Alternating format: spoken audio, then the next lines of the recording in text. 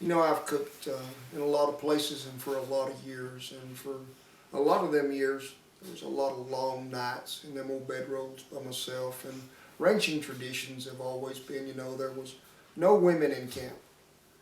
And when ranching traditions changed and Shannon come along, bless her heart, I love her so, we decided that I didn't want to cook on ranches anymore, just me. We work together as a team. That's all we've ever done since we've been together. So when I would call ranches, or they would call me, ranches would call them, they'd say, hey, I need you to come and cook. It'll be about 3 weeks. I said, first of all, when is it? See if we can work you in. But I said, most importantly, do you allow women in camp? I said, because she's like MasterCard. I don't go nowhere without her. I'm going to bring her. And I'm glad traditions have changed. Ranches have become more family oriented over the times, and it's good to have her company. She's not only great company but great cook. And sure, it's harsh conditions. There's things that I sort of take for granted from my point of view at it. But after she come along and laying in them old bedrolls at night, and she telling me sort of what her day was like the first time, and it gives me a little more idea, you know, of what you were having to put up with and what you had to go through.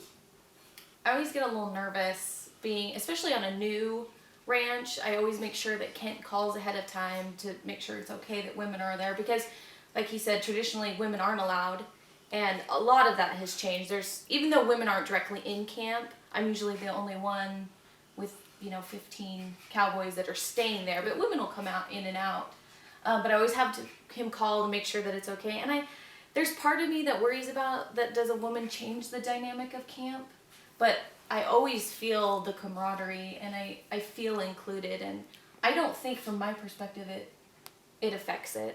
No, it hadn't changed a thing. That really goes on the ones that we go to anyway. And but you know, I remember when we were out there on the bale, and the wind and the dirt was so bad that second year, and we just got through feeding them lunch, and they rode off, and I mean, it was probably 96, 7 degrees, no dirt was blowing 40 miles an hour.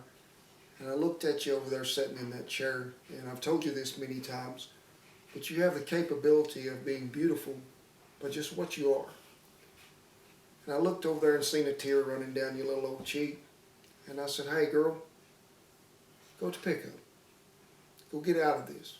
Go to headquarters.